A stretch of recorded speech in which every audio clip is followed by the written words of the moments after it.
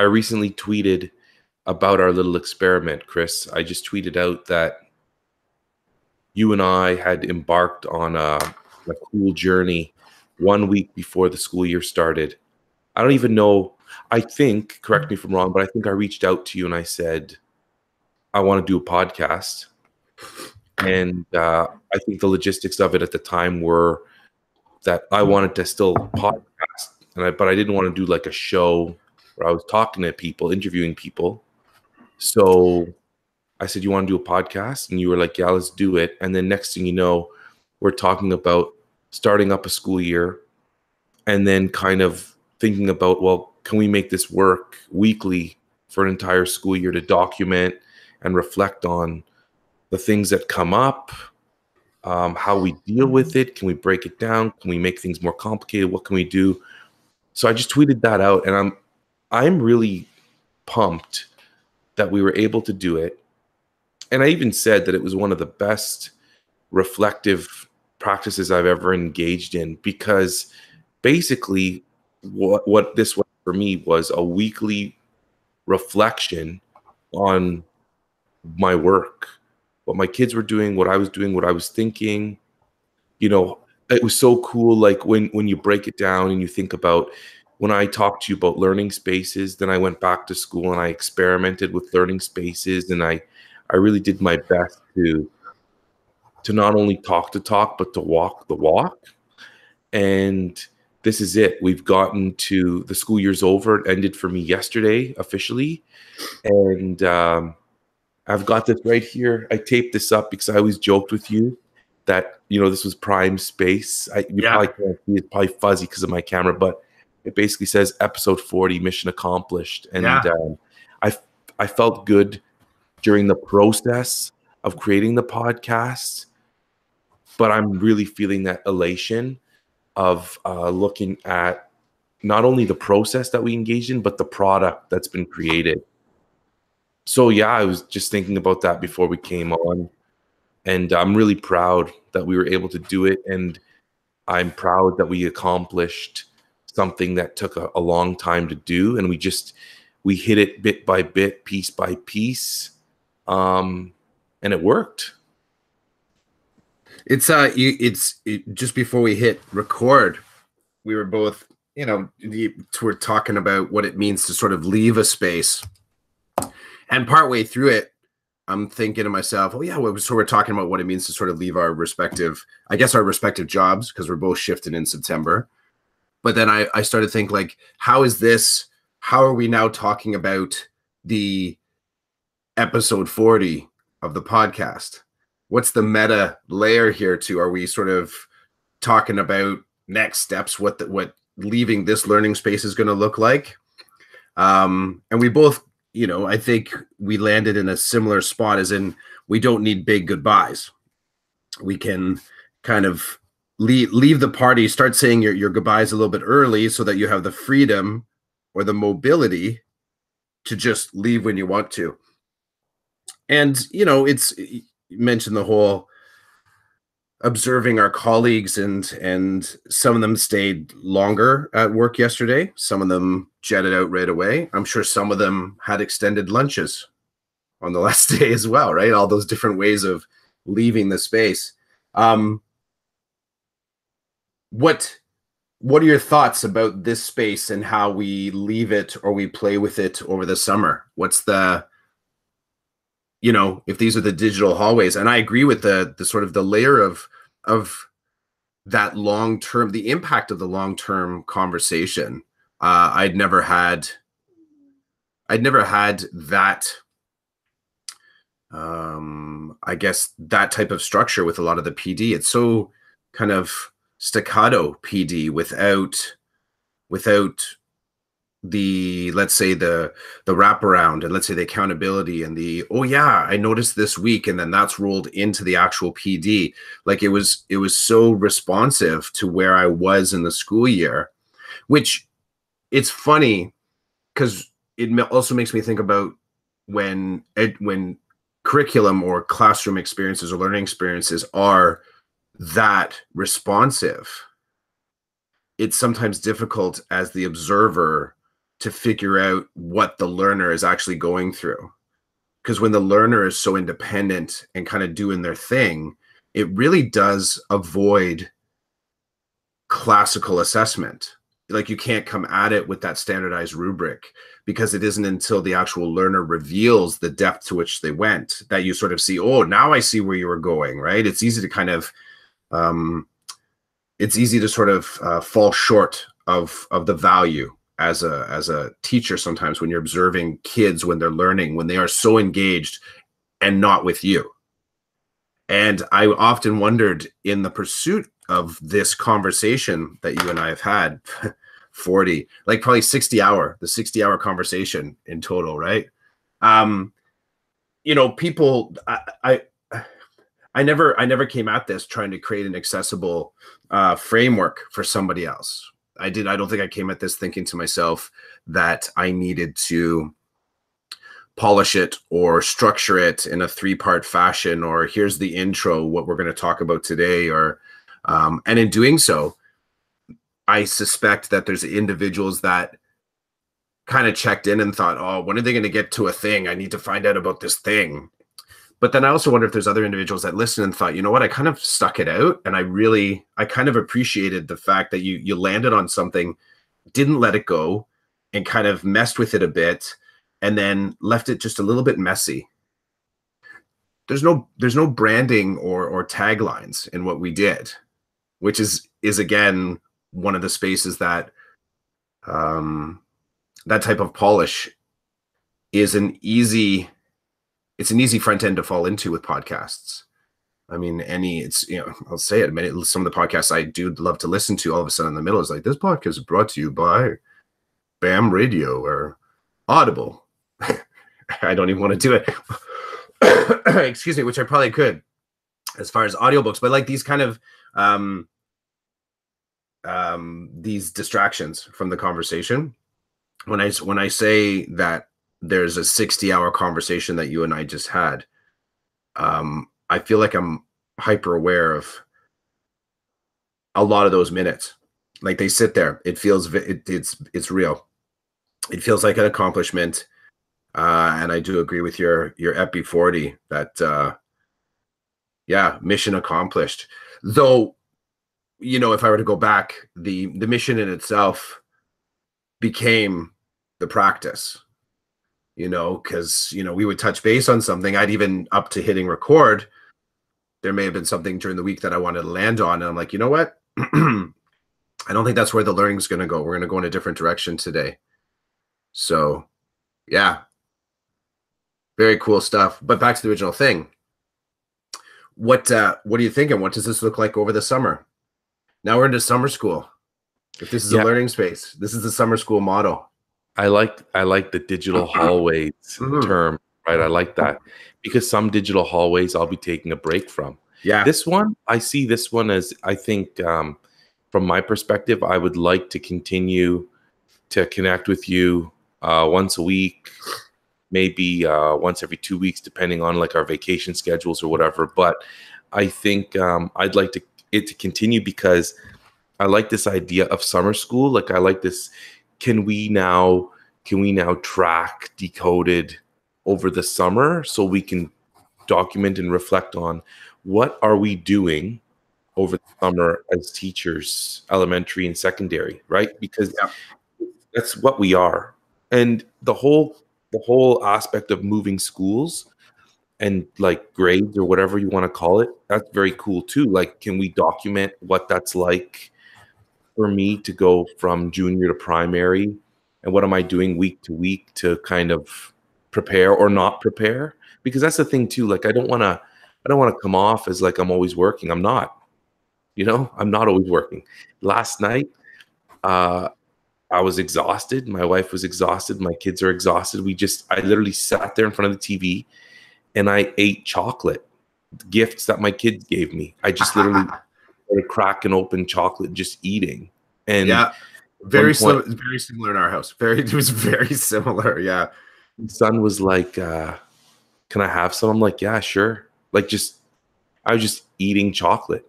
I didn't feel like it. I wasn't craving it. It was just there.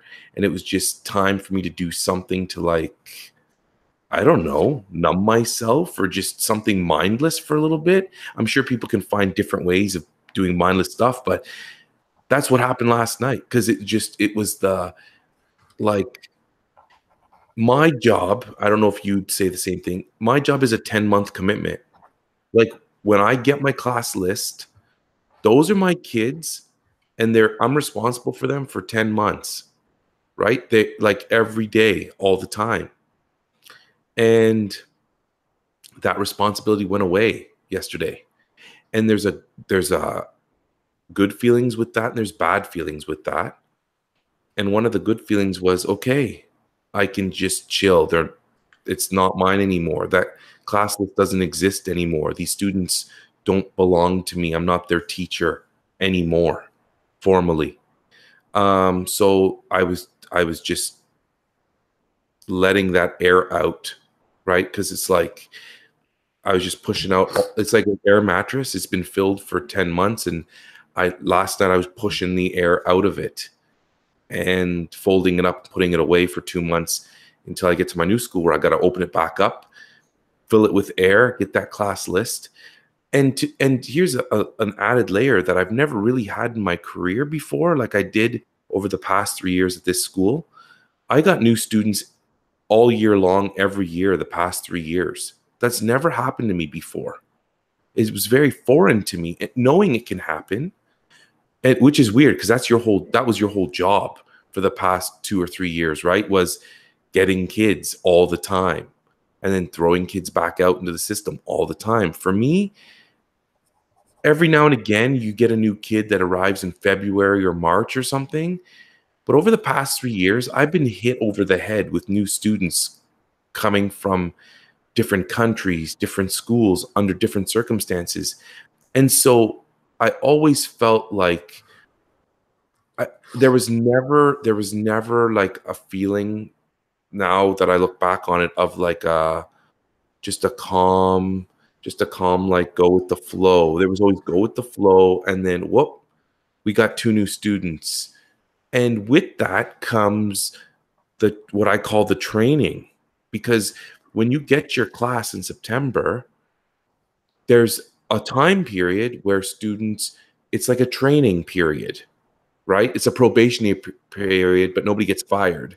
Everybody gets to stay, but it's like learning the ropes, learning about each other, how I work as an educator, how they work as students, and then negotiating how we're going to move forward, and then doing it, right? Like making it automatic, making it routine so that we don't have to think about it. We just do it.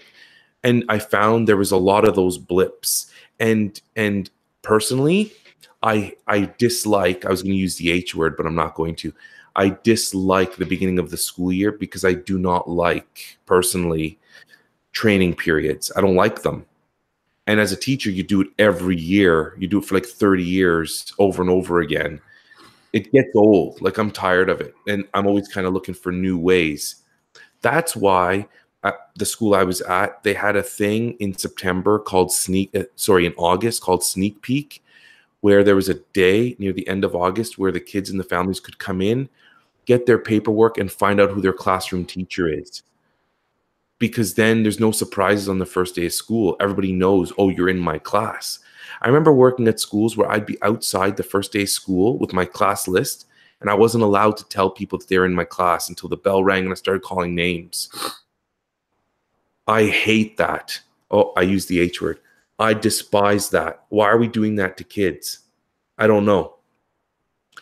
It makes me uncomfortable, but let's not be selfish for a minute. Why are we doing that to them? So at this school, they had a sneak peek. And you know what? I would be at the school during a sneak peek. So kids would come to the room and they'd look in the room and we'd say hello. And I wanted to make that connection because I dislike making that connection on the first day. Now, the new school, I don't know what they do. Nobody's informed me yet. They have a new principal too. So he's learning how this school operates, and I'm learning how the school operates. So I found myself in that blip of training often over the past 3 years. Did it help me become more skilled at dealing with it throughout a school year rather than at the beginning? The answer is no. Did I ever feel good about it? The answer is no. What did I get from it? I got that I was in a place where I was to expect the unexpected all the time. That's what I got. So, an example, when I would get my duotangs ready for my kids, instead of just having enough of what was on my class list, I would always have 4 or 5 more ready to rock, ready to go. They were in the bucket. So it was really funny because at the beginning of the year, my kids would hand out the duotangs. They'd be like, Mr. C, there's 4 more in here, but we don't have the kids. I'm like, don't worry, they will come. And they just look at me like, what are you talking about? I'm like, they will come. And guess what? They came. You know, we had the 2 international students. We had a couple of other new students. By the end of the year, when we were handing out the duotangs to take home, there were no empty ones left in the bucket, because that's not how this school operates. This is not how this community that I worked in operates. Now, I can't speak for the other teachers. I know that we got new kids throughout the school year. I don't know where they went because I was too busy doing my own thing most of the time. But 3 years in a row, I got students throughout the school year for whatever reason. That's never happened to me like it did over the past 3 years. So, yeah, blip, and I don't even know where I was supposed to go with that. Oh, our talk about, like, I want to keep this going if we can, because it's good for me, which is the selfish reason. But the non-selfish reason is I enjoy talking to you and connecting with you, and I enjoy making something. And this is what I like to make. Yeah, I everything the reality that you talk about, of, you said 3 years, it's actually that reality of getting continuous enrollment has been 8 years, 9 years. So since I started doing alt ed, because that idea of having the, here's your class list, get to work on relationships, the sort of like the inputting of new students along the way, that continuous enrollment was a part of alt ed all the time. And that training and retraining and trying to figure out the subsystems once a student, if they arrived partway through. We used to say words like alchemy and chemistry and these other words when talking to administrators and system leaders, when they say, okay, we've got these kids that we're bringing in, and we would really try to impress upon them the need for a little bit more contemplation on this, to not make it so just make it suggest somehow that it's a simple addition, that the classroom is a Lego, kind of a Lego classroom where you can just click another piece in and you haven't changed the nature of the actual pieces. It's softer than that. It's more malleable than that.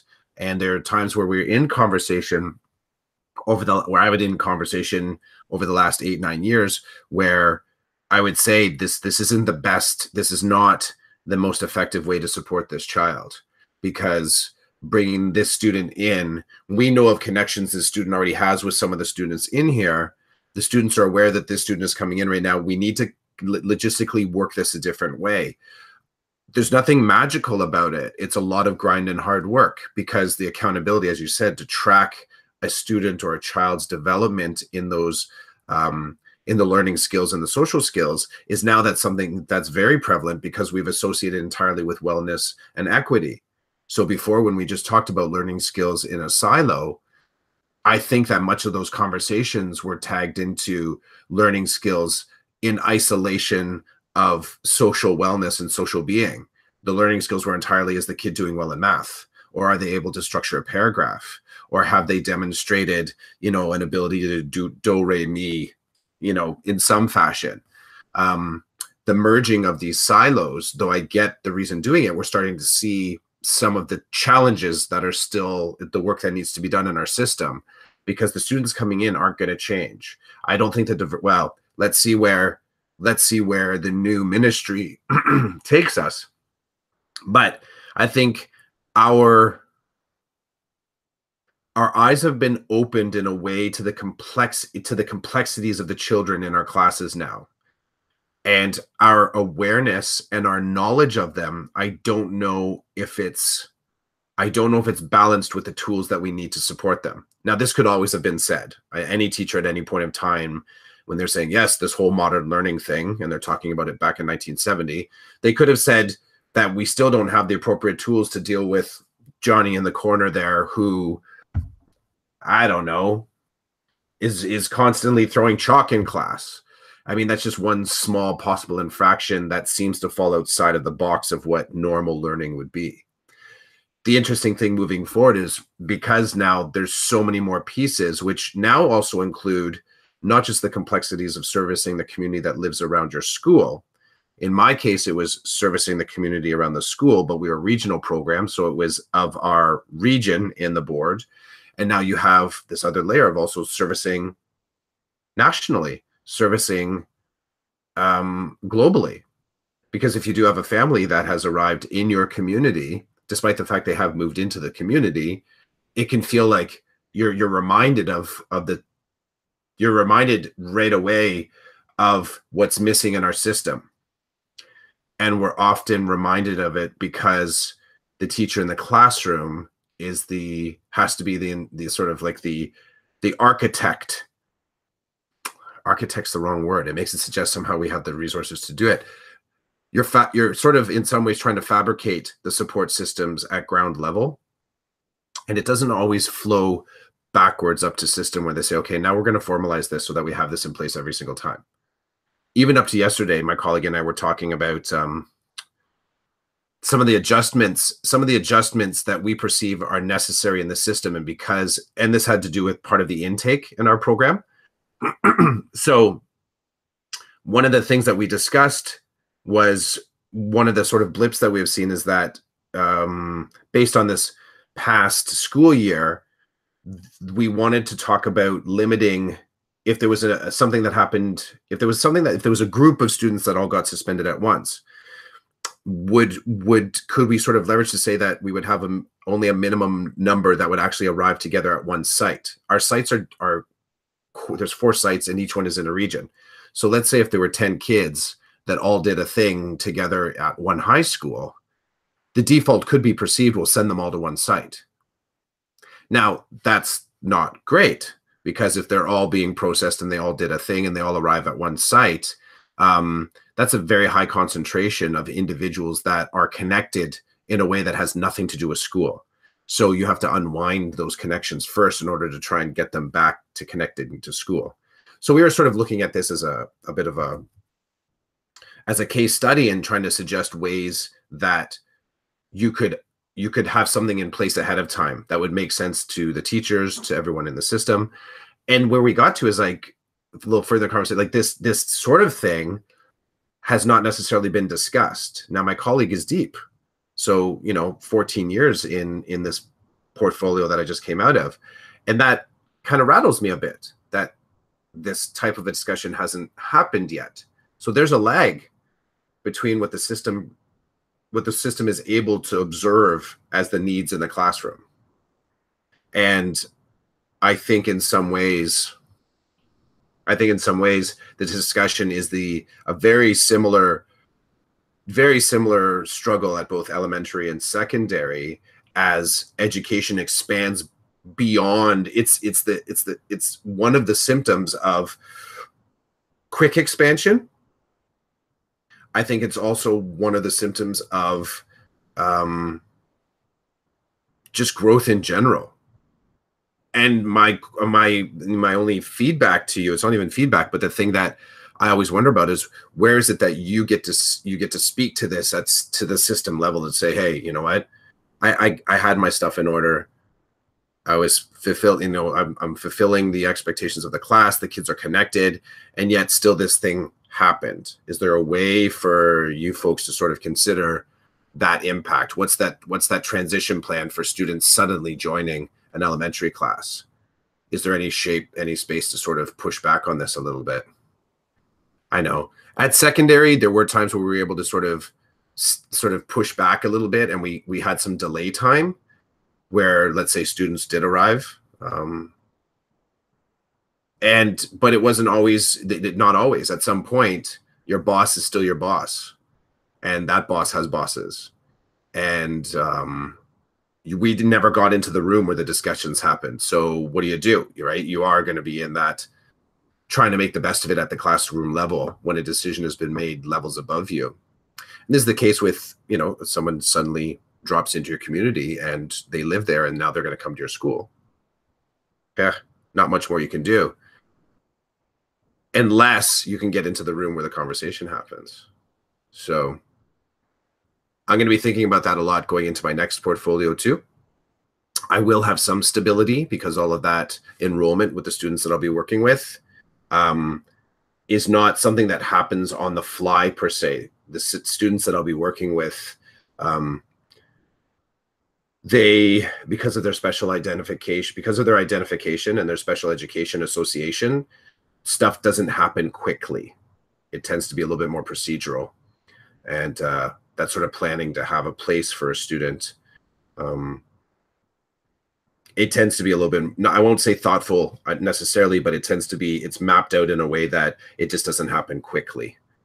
So I'm flipping to a different portfolio where I could potentially have the same students for a whole school year. I could, maybe we'll see. What a novel idea. The only thing I can say about my situation in elementary is the more time I can have before the child arrives, the better. So there have been times where I've been told you're getting a new student next week. And I'm like, okay, awesome. Is it a male or a female? What's the situation? Like, where are they coming from? Do we know where they're coming from? Is it a Catholic school where I can connect with the educator quickly and in a seamless way so I can say, is there anything I need to know? Or is it a public school? And if it's a public school, which one is it? Because I might know somebody. Like, it's when they come to you and they're like, there's a new student here now. They're starting now. That's the worst case scenario for me. But you go with the flow. But when the more time I have ahead of their arrival, the better it is, because I can talk to the students about it. I can get them a desk, right, with a chair. Like, these are the things people might not think about. I don't know where you think the desks and the chairs magically come from. We have them buried away in a room where the custodian has to go and grab it. So it's like, you know, you tell me I'm getting a student next week. You give me some information. Sometimes there is no information. Sometimes the principal just says, it's a female student, grade 5. They're moving. They'll be here next week. And I'm like, great, thanks for letting me know. Sometimes it's mom and dad are coming in to have a meeting with us. Would you like to join us? Yeah. They would like to meet you before the student starts. Wicked. Let's get it done. Let's do this so that we don't have that awkward, they come to my door and I'm like, hey, how are you? And they're like, I'm good. And all the kids are staring at them. Like, I get that sometimes there's not opportunity for that. I completely understand that. Okay, I'm not saying that you deny somebody so that you can have some leeway time. I'm not saying that. I'm saying the more time you can give me, the more information you can give me, the better I can prepare for what I would deem to be a more comfortable welcome. That's all. Right? When a kid appears at your door and they're holding all their gear and they're like, hey, I'm here, and there's nothing else, that's tough for everybody. Right? It's tough for the kid who's coming because they're going to have to feel some kind of emotion, some kind of negative, like anxiety or fear or something. I had one kid cry for 2 days. 2 days he cried, and his dad was outside the door for 2 days. Okay? So, like, think about that for a minute. I stepped out at lunch, went and got the dad food and came back and said, here. And there was a language barrier. And he was like, no, no, no. I'm like, yeah. Like, you're sitting here doing nothing. You need to eat. Because if he'd leave, the sun would take off out of the room and down the hall. Well, we were trying to avoid that. So feed the dad, making sure he had what he needed to be comfortable. And my colleagues were great. They brought him stuff to eat and to drink, asked him if he was okay, if he needed to use the bathroom. Like, these are the things you deal with that nobody knows about. Or maybe people don't care. Well, I care because it's my world, right? So can anything be done? No. The answer is no. You don't, there's no pushback. There's no, hey, I need a day. There's nothing like that. It doesn't exist. You roll with the punches. And, you know, an administrator might try to get you some time. It's always great when parents call the school before they come and they say, hey, we're going to be moving. We need to come register at your school. And then it opens up that dialogue of, okay, would you like to meet the teacher? Do you want to bring in your child so they can get a tour of the school before the minute they walk in the building? Right? Like there's things that can be done. And I know that there are emergency situations. And I don't want to come off as being insensitive to those. I'm just talking about the general. John Doe knows he's moving in 2 weeks. He knows that the school he's going to be sending his daughter to is my school. So, Mr. Doe, please don't wait until the hour before you decide your child's going to school to come in and like do some proactive things to help everybody out. So that's where I land on that. Yeah, it's I've had the sort of the on fire situations where there's no, you do have to roll with it.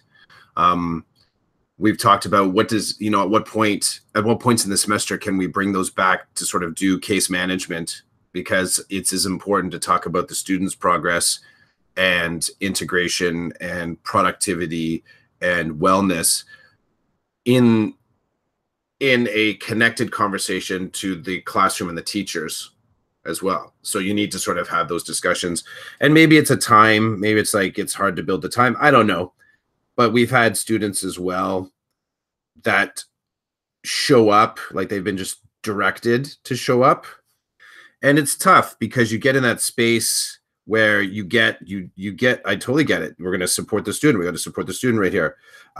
For us, sometimes what it came down to is that we actually you wouldn't have enough information to start programming. In some ways,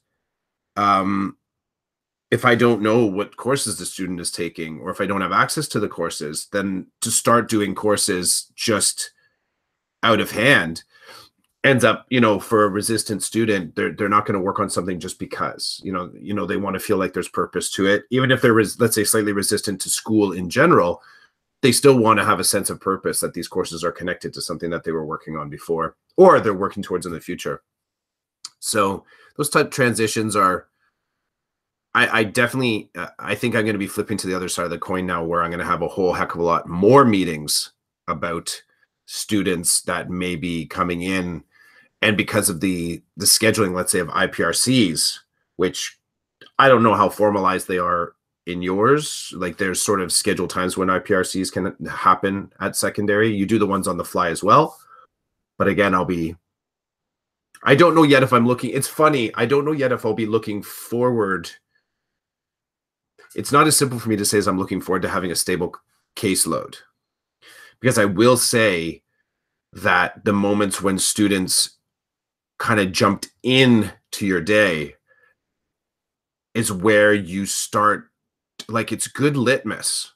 It's good litmus. It's a moment where you get to check in on the system and check in on self. And am I actually on point with all my skill sets? Is the system on point with its support tools? And again, I'll come back to, if we're in a place now where, you know, the circumstances that a student could just join your classroom, thus join the school, thus suddenly be joining a brand new community. If this is the reality now, where we could be this type of a family in your school, then it's difficult to know what the needs are of the system unless, like right now, it feels like the kid is creating the in-school team meeting. And in the in-school team meeting, you're checking out whether or not, you know, you've got the tools to help a kid. What if we flip that to where we're actually having these meetings before the kids showed up? So we're saying, okay, we've got this kid that's going to arrive from a place outside of North America, and right now there is civil war, and there's a high population of, you know, single parent dwellings. Often they're arriving, you know, so you bring all these circumstances in. And I've been in those staff meetings where you try and do that, and it's quite mind-blowing at, I think, the understanding gap. We start to use language that's entirely North American I don't know if I'm using the right word, but we start to use some of the inequitable and colonial type language. So we're starting to use this to sort of understand. We don't get to just say that our system tools work because they've worked so far. Because I would say the system tools that have worked so far, and I'm using that in a very loose category, because there's large numbers of individuals that say, well, the system tools that we have so far haven't worked even for local populations. But if we say that there's a standard toolkit or orientation package that's been designed for a new student to arrive at your class, my gosh, like that is such a kaleidoscopic package at this point. Like, how many more pages of sort of conversation are they? And I'm not begrudging it at all. I'm just now completely waist deep in that complexity because of the types of conversations that we in the classroom and the type of supports that we in the classroom are expected to provide. You and I touched lightly on that the idea and the reality of trauma. There is no, and trauma, I remember one of the most mind-blowing conversations I was in where, I had never considered. You have those moments where you're just like, I had never thought of that. And now that I've seen it, I can't unthink it. It was a discussion around, so when I first started in special education, what I felt was this consumption with, and I didn't even know it was all consuming, but it was this consumption with sort of making sure that the student was an effective learner according to sort of like regular neurodiversity. So the special education flow is to get these kids integrated into what we would call regular school. I don't even do the air quotes. Regular school is integrated into regular school.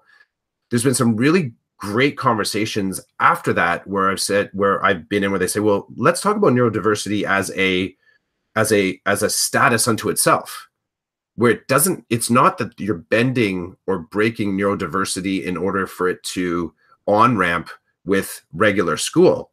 It's where regular school says we're going to honor neurodiversity and say we're going to create spaces for neurodivergent people that you don't have to comply with some of this stuff. You get to be.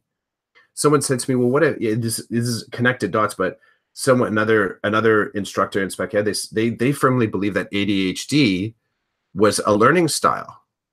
They talked about it in the same shape as learning style and multiple intelligence. And they understood that there's downsides to sort of being tethered to ADHD without any ability to sort of master it or have a sense of its power over you. But then they also talked about the amazing superpower it can be in some zones. And then someone at the table said, yeah, but okay, so you're saying this kid over here with ADHD that's bouncing off the wall and can't stop tapping and wants to throw things and is impulsive and they don't have self-reg. And the person said, but all you did just now was entirely ignore the fact that I said ADHD could be a superpower. And we have to find a way to put those things in the same conversation, I think. And so the mind-blowing thing where I landed in spec ed was first that idea that teaching students that are neurodivergent in some way, and we can go on one end and say there's a learning disability on one end. On the other end, we could say that there's somehow on the autism spectrum. We could say that some developmentally they're in a different space. Physically, they could be in a different space. Again, coming back to that orientation package, how many questions are you going to have on this in order to sort of honor this moment? But with all that being said, where I got mind blown, where it all just kind of came together, they said, okay, we've got students. They said, okay, so you've got a student that has a learning disability in communication, which in the world of neurodivergent thinking, that's kind of like the entry level. Like that's the one that you kind of see on IEPs frequently. And they said, what about, and so we've measured this from the point of view of a North American English-speaking perspective. They said, what if this person had a learning disability in their home language? And I had never considered that. Like, our measurement tool is what they're presenting as an English speaker. But what about making it back through that into a learning disability that was existent in a completely different culture, completely different system, completely different part of the world. And that really cracked open my "we're not in Kansas anymore" kind of mentality. That just to sort of wrap this one is also what led me to have a conversation with a person in leadership for there's an organization in York Region. I think it's called Learning Disabilities of York Region, and talking to her about, in her observation, she was, I don't know if she was retiring soon, but I asked her, I said, have you seen what you would say to be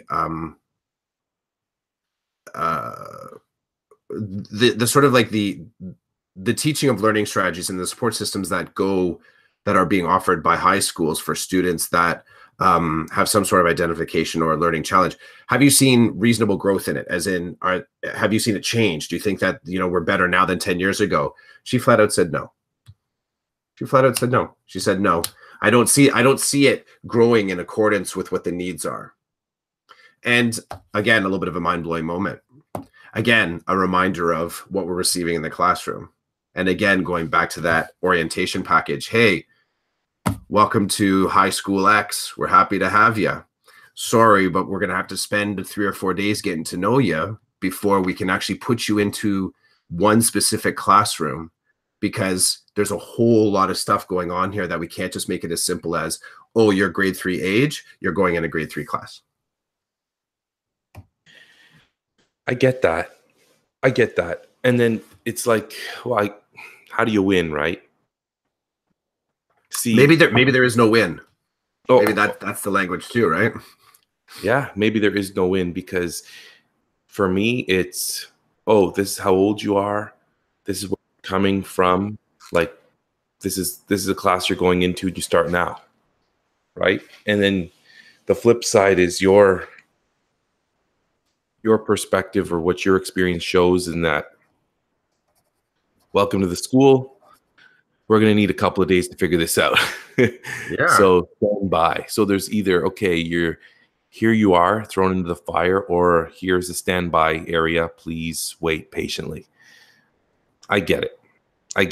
And listening to you explain your position, I want to say that going to my new school, I don't anticipate, like, I didn't move schools because I think that where I'm going to, this isn't going to happen.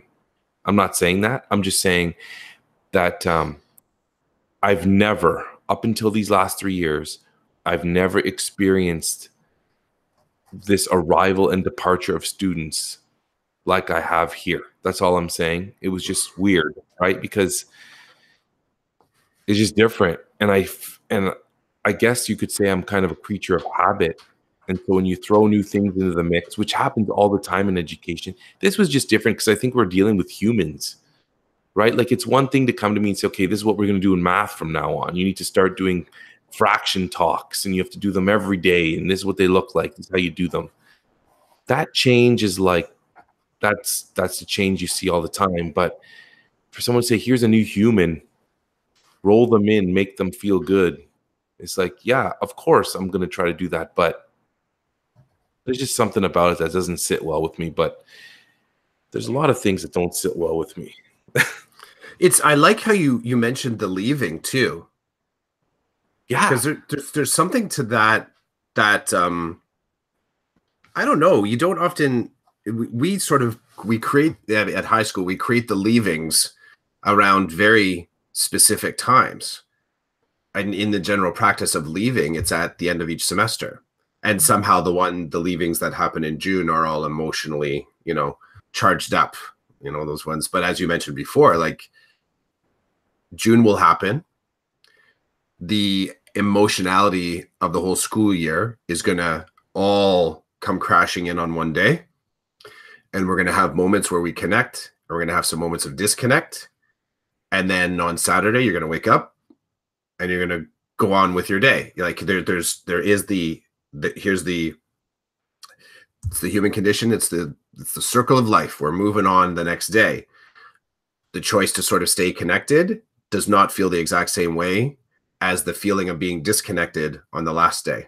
There almost seems like there's zero synchronicity between the two.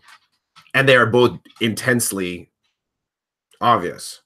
But that talking about students leaving your classroom and the conditions under which they leave, for us in my program, that's another powerful bridge point, because of our purpose in supporting students when they return to their home schools, when they're just with us for short term on a suspension, or if they are there long term for 1 semester or 2 semesters.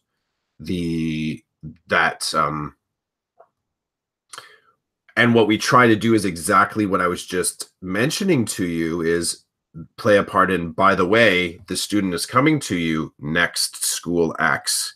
Here's some stuff that would be really valuable for you to know.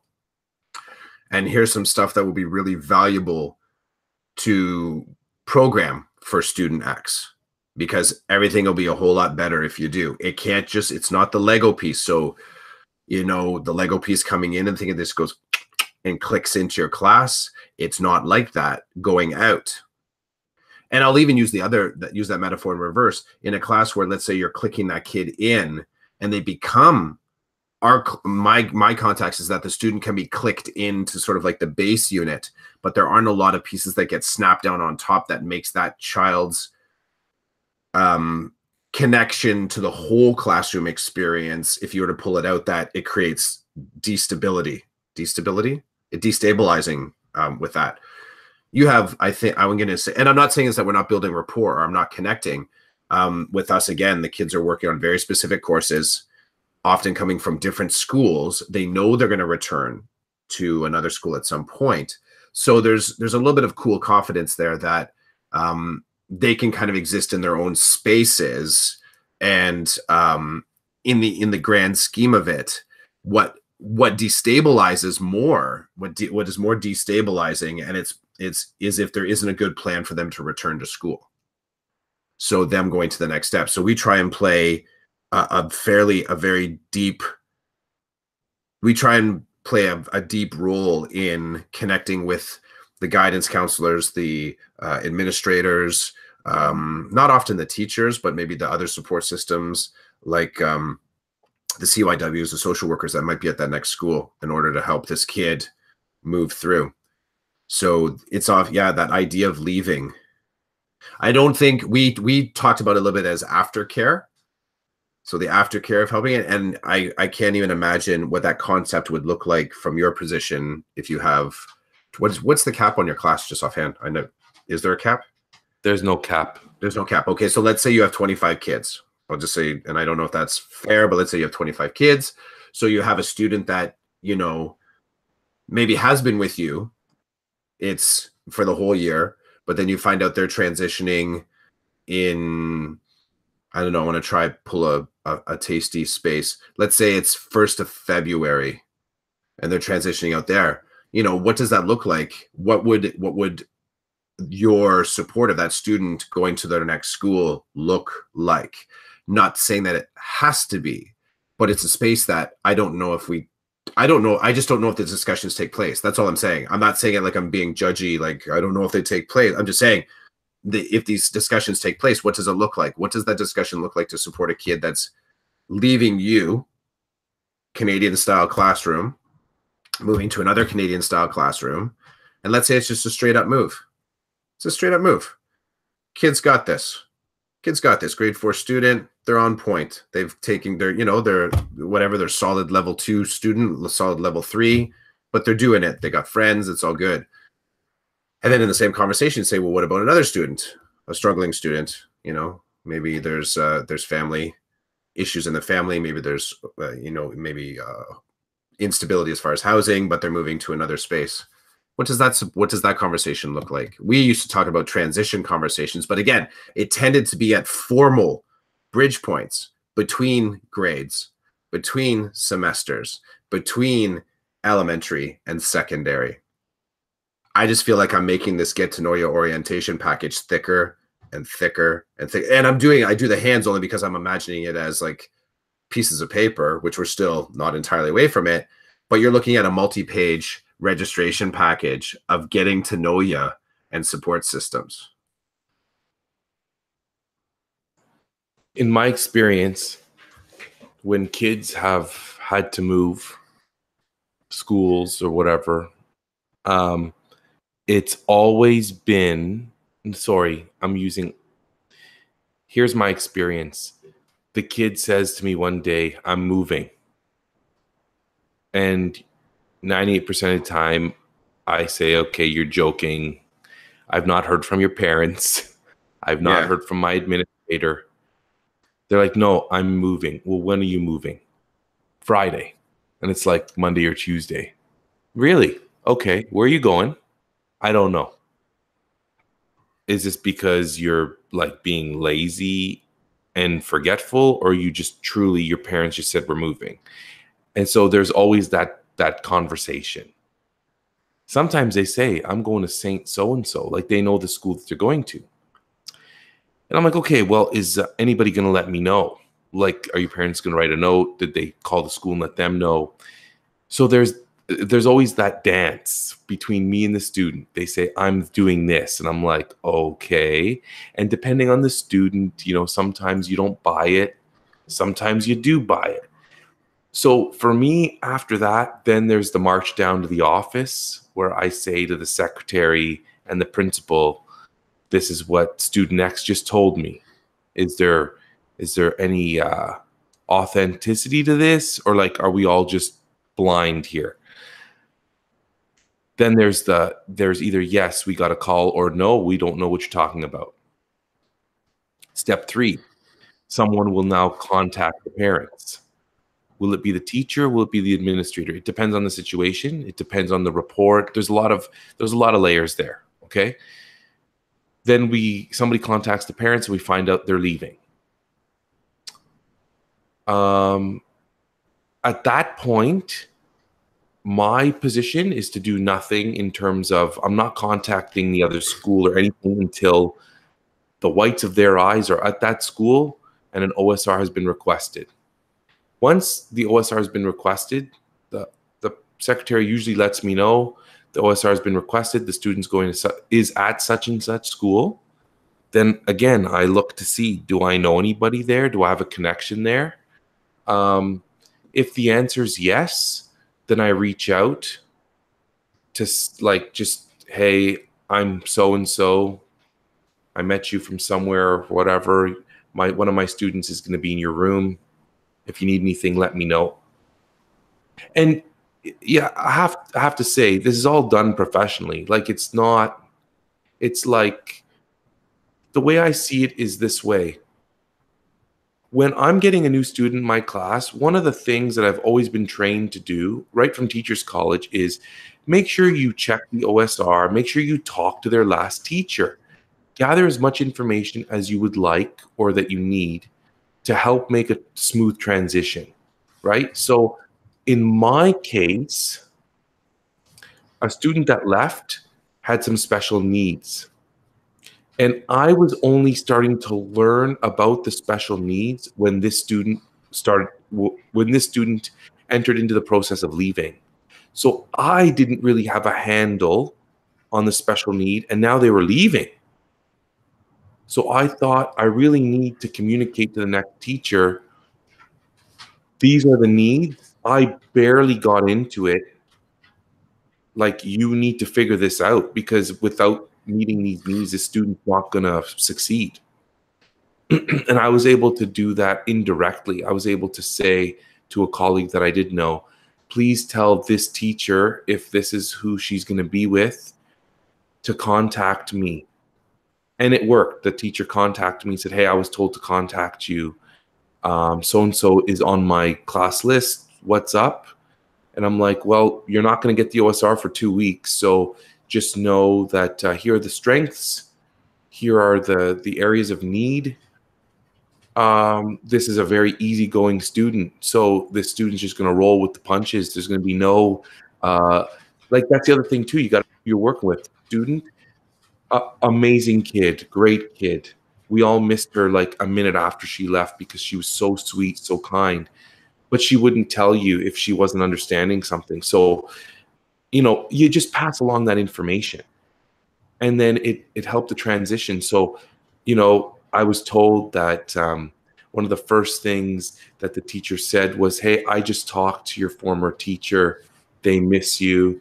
They're sending a package," and it just lightened the load, right? Like the kid was like, "Oh, they miss me," and there's a connection. It's not like, "Oh, I don't know him, and I'm not going to talk to him." There was a connection, and the student was fully informed of the connection. Man, today's the podcast where I go off the rails because you ask a question and I end up in Kansas when I'm supposed to be in Toronto. But sometimes there's no procedure. Sometimes there's nothing. You don't even know where they're going. You're just told they're leaving. Their last day's Friday. They're going to the public school down the street, but we don't really know that until the OSR is requested. And there's also issues around privacy.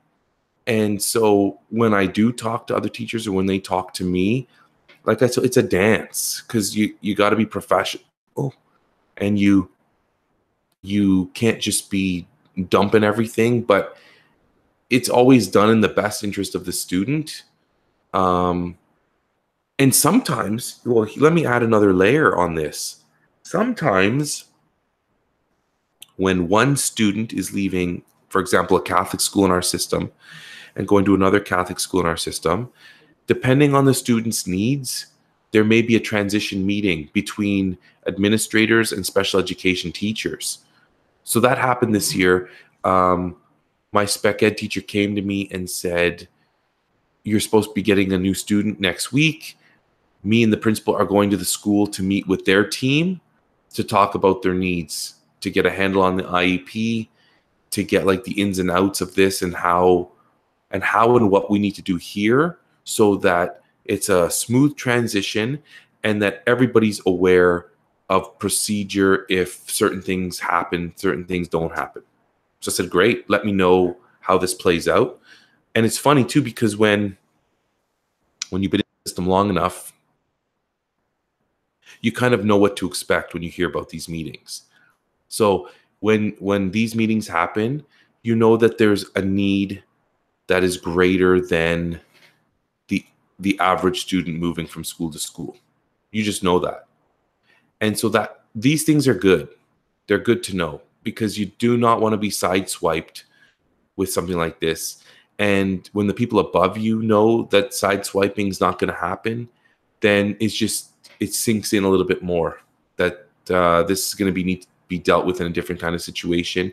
And it also provides me, for example, with the opportunity to be a little bit more empathetic.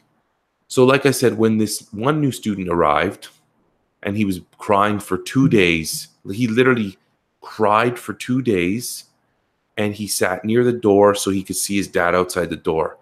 There was no warning that this was going to be the way that this was going to be. They came from another country. They literally arrived into the country on like a Wednesday. They were in the school on a Friday. They were told to come back on the Monday. And then the Monday and the Tuesday. The Monday, the student actually ended up running out of the school. In the room, bawling. We situated him in an area where he could see his dad was out. His dad was in the room for part of the day, and then his dad was like, "I can't be in the room. Like, this is your classroom." So then the dad was outside the room. The dad got up to go to the office to see the mom. The kid lost it, ran right out the front doors of the school. Parents called, "We're not coming back today. We'll see you tomorrow." Next day starts, the kid's there bawling, wouldn't let go of his dad. I'm in a position where the bell's going to ring in 10 minutes, so I'm going to give you all my attention, but then when when my 10 minutes are up, I got to go and get the 25 other kids, and I got to get their day started. There's a language barrier. You've got a distraught child. You've got a parent who is, confused. What do I do here if I leave? my kid's going to wreck your day. If I don't leave, I'm going to wreck your day. What they're thinking. My day wasn't wrecked. Nobody's day was wrecked except the poor kid who was upset all day. But everything, you know, like, so then that day that's the dad was out the door. That's where we took care of the dad all day. We tried to take care of the kid all day, but the kid cried all day long. Like, I don't know how he had any tears for any other time. Third day comes and things ease up, and it was like a week. It took a week. There was no calling for, we didn't know that was going to happen. We didn't know that was going to happen. And those days were stressful for everybody because the kids in the room were like, what's wrong with him? Why is he so upset? There's nothing bad happening here. I'm between two worlds, teaching lessons to the people in front of me, getting them to do their thing, and then dealing with this other situation. It's like, do people really know what we do? I don't know. You know, and the climate in Ontario around teachers, in my opinion, is not as good as it used to be. And I'm not sure what we did. You know, maybe it's because people know that Ontario teachers are taken care of and we're well paid and we have benefits. And, you know, you and I now have our summer off, right? To sit around and do nothing, because that's what I think people think. And if some teachers need to sit around and do nothing, then they've earned it, because I don't know what they experienced during their school year that makes them need 2 months to just sit and relax. I don't know. Right? But I know that I do my best to keep my mind open about the people who are out there doing their jobs day to day. It just so happens that my job affords me a summer break where I don't have to go into work every day. Anyway, see, here I am. I'm in Kansas again. I feel like today's dude, that was good stuff. That was good stuff. Today's episode, I don't think, is where we wanted to take it, which has happened probably 37 times out of the 40 episodes. You know, mapping, I don't know if mapping it either would have gotten us any clearer. Like I said, this is the entropy is good. I like how there's elements that feel, I don't have any sense like I need to have this as a finished conversation or a polished conversation. I don't mind that it sort of gets pulled and that there's pieces that are still, I can't even tie a knot in the end of some of these threads. They're just still open conversations. It's the exact I'd say it's the exact thing that made the getting an interview with someone challenging, because there was a frame in which you're having a conversation and you're trying to, you know, for example, you had a frame where you came back to motivation. You had a frame with your podcast where you're like, tell me a little something about, you know, you helping somebody out if they're feeling unmotivated. Me, I had this thing where I was trying to get to tell me about a time where, you know, you're kind of change, you either created the change or change, you know, attacked you. So you had that sort of like that flag you put in there is like, this is going to be what the conversation is going to be about. From the beginning, you know, this conversation wasn't necessarily about that. There's been some hot topics that I think we landed on and we managed to have some legs to have discussion around. But that's also, if someone were to spend 40 episodes, if they listened to all, you know, whatever number of hours that would be, I have no doubt that they would simultaneously be frustrated at the fact that we're not offering packaged ideas. And in the exact same moment, something would be itching in the back of their brain. It's like, this is so familiar. They're talking about stuff that is very close to ground level. I mean, we, you know, how often we said, yeah, that was cool, that was funny, that tweet, some guy, you know, we're not even, it's like, it's the soft annotation and citation on this podcast, you know, or attribution. I've done my best, but half the stuff just get woven in like it's part of the conversation. Like it feels like we've found that rhythm of discussion. So wherever you've meandered, I mean, I've forgotten about the fourth wall, like as if someone's actually listening, because the things that you're talking about, I get it. I get it. That, I mean, there's always something cool if someone sort of sends off, I don't know, last week, was it last week, 2 weeks ago? Is it Kelly McKay? Someone that's a part of the Beast EDU kind of had a connection that they were then taking back to their, like they took a nugget, they took a piece of what you and I were talking about. I think it was maybe something about branding or using somewhere around the discussion around is social media, managing social media as like an actual discussion platform. I could be completely breaking it, but there was something like that. I thought, oh, that's nice. That was my reaction. I'm like, that's nice. That's nice that someone sort of had a little bit of they found something in our meandering. So yeah, I don't have I got to draw back though. I love what you said, because I think you had a line, and it was funny. As soon as you said it, here's the thing about this learning process of listening and spending time with your ideas. As soon as you said it, my brain started to change it. It started to change it into my context, and there's danger there. There's danger there that if you flip it too quickly, that all of a sudden you start listening to where its point of origin. Here's what was said. Something to the effect of an opportunity for empathy.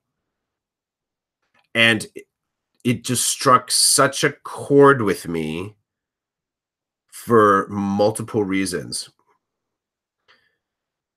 One, this is empathy in itself, I think, has become what's the word? It's a skill that we're expected to teach. Two, I would completely agree that it is a powerful, powerful emotion and emotional state to have. Three, there's fatigue that goes along with that. There's fatigue that goes along with existing in that space, in an empathetic space, and an unmediated empathetic space. Four, and this is what someone that I've really grown to, I really appreciate their post, Val Brown. And this is part of another discussion that you and I kind of touched on about being able to sort of stand within a conversation on social media when you've been challenged and not leave the room too soon. Because sometimes when you leave the room too soon, you risk. An old boss of mine said, how did your group know? Okay, Clough, you're ready to leave. How does your group know? When do you know that they're ready for you to leave? So you can't just walk away from a conversation necessarily. And social media is a dangerous place, can be a dangerous place sometimes to get into deep, hard conversations. But I'm starting to see it's also dangerous. I'm using the wrong word. It's problematic to leave a conversation too soon if there's someone's calling you out on accountability for your free speech. And Val Brown posted something to the effect about, you need to be decentered. You can't be on your center and be empathetic. And that changed my perspective on that, because I always looked at empathy as me still being stationary, but somehow being able to extend myself further. That was my concept of empathy. I get it. Me sort of understanding you, though I don't have experience in it. Me connecting with you, though I don't understand you. Me having feelings that I can't even articulate or identify, but I'm feeling them in relation to you. Her statement, and I'm changing it again because this is back and I'm trying to make myself. Her statement was, well, you can't do it by standing still. You can only feel true empathy, and I'll extend it, and move through change when you're decentered. So you have to get up off of that post and sort of move with your empathy. Where does it take you? Because what she was calling out, and that was the discussion, that someone was trying to be empathetic, but they were completely stationary. They were holding their empathy from a place of immobility. And I thought, wow, I'd never considered it that way before, that I've got something to learn about the actual true, not the true, because I don't know if it's true, but another layer to empathy. And the final thing, which I could be on 4 or 5 or 6, I don't know, comes back to what you said, having the opportunity for empathy. isn't completely predicated on those first 4 or 5 things that I said. And if the system is not aware enough, and I get it, the system is people and the people is system, and there's people making decisions. Sometimes it's just easier to kind of say the system. But if we don't have a system of being human where we understand that we need to create a space for empathy, if we're dovetailing these moments too close to each other, or, you know, forbid that they're even overlapping. Someone posted that your start is already embedded in your ending. So the individuals that are leaping out of their last day yesterday into their next day today, and they're already sort of like mapping out what the September is going to be. Is that the system saying that you need to be that on your game? Is that you can't even differentiate. You can't, because if you're a human in the system and the system is human, it's like, if you are already planning out September, the Saturday after your school finished, where's the space for empathy? Where are you decentered enough to actually, and empathy can be reflective. Hell, I could, if I don't have the wherewithal to sort of be open to somebody else's emotional state, do I have the wherewithal to be open to my own emotional states that I don't understand? So that idea of empathy sort of focusing back on yourself as well. When something is presented as alien in your own self, how do you sort of wrap your head around that? So I love that, creating opportunities for empathy. And because it really strikes me as it's that next layer. Because I would argue that you can actually diffuse empathy by systematizing some of the things that you and I just talked about.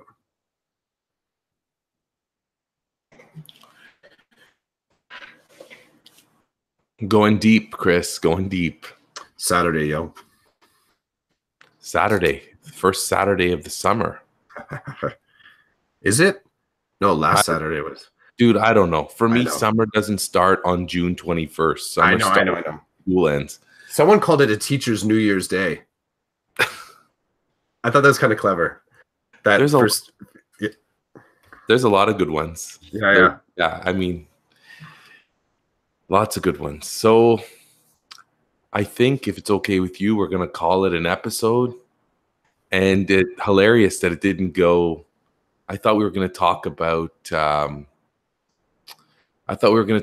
Dr. Joe Dispenza and his YouTube talk on how to unlock the full potential of your mind, but that didn't happen. Maybe in the next one we can talk a little bit about that, because so I sent you a link to a video, and the video in and of itself was a bit of a rabbit hole for me, because it kept taking me deeper, and then I started to attach it to the students I work with, and how, if this information that was provided to me in this video, if I can harness it, right, to unlock my mind in terms of just like the emotions that I go through every day, and the operating system that I use to guide my day-to-day living, if I can do something to impact that in a positive way, how can I get that to students so that they can learn these lessons earlier on about how the brain works and what they can do to ensure a life of meaning and happiness before like their life has an operating system that runs on its own every day that can lead them down negative paths.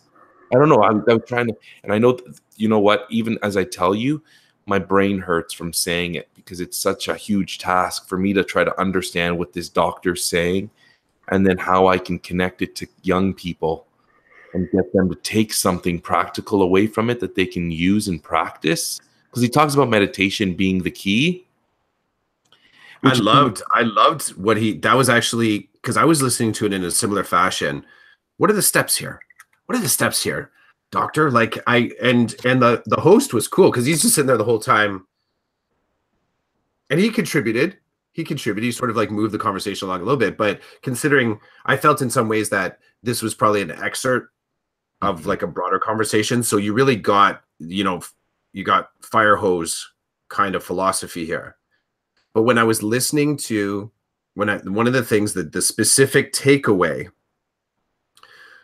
did come around that meditation point. It came around that idea that in order to, because it was meditation as interruption, and meditation as interruption to the connection between your physical self, which he said the physical self has, the second part is the physical self doesn't discern between what's real and imagined. You think yourself hard enough into the fact that you are, shoving your hand into an open fire. It has the exact same effect on the body as you actually putting your hand into an open fire. And that to me, I was like, that's the thing. There's one of the steps. I don't know what one of the steps is, but the second part was that one way to interrupt the actual creating the groove was through meditation. So my biggest takeaway, aside from using meditation as a way to break your operating system or to interrupt it in order to try to change it, is something he said. This is what he said: we are creators of reality. And that's negative reality and positive reality. And this is where we need more time to break down everything he said that leads to that. We are creators of reality. And another thing that hit me was the power of visualization, being able to see yourself doing something. Because when he talked about the brain understands and makes sense of things that we actually experience and things that our mind goes through. So like you said, imagining vividly putting your hand into an open fire will fire neurons in your brain that would fire the same way if you had your hand in the fire.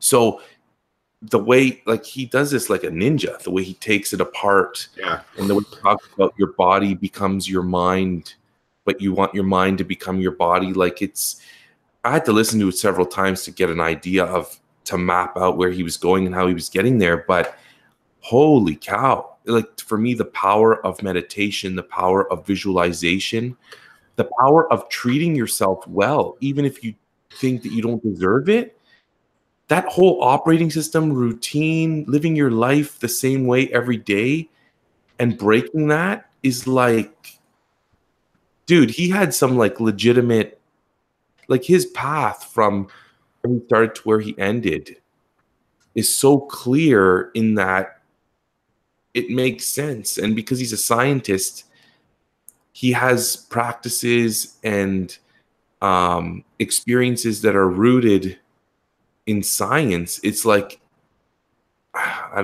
it makes it clear for me that this guy's got a message that we can all benefit from. Maybe I'll post out the sketch note, maybe throw in the link just in one of the things, push it out. Let's sort of, because I think there's something, when I read it, I've listened to it a couple times. I haven't done the notes that you have, so I don't have the strands. I'm just now I have the echoes. Like, what's the stuff that I felt like is still clicking in my brain? It's funny. The other thing that happened to me as I was listening to it is that without ever experiencing this dude before, there was stuff that he said that I'm like, I've said that to students.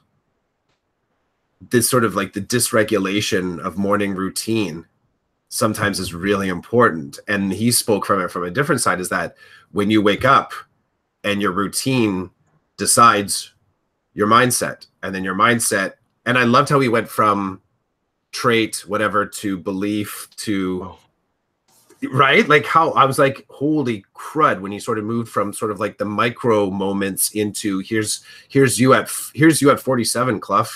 That's what I felt he was saying. I was like, you trace back, like, oh yeah, I remember when I wasn't locked to that idea, and now I am.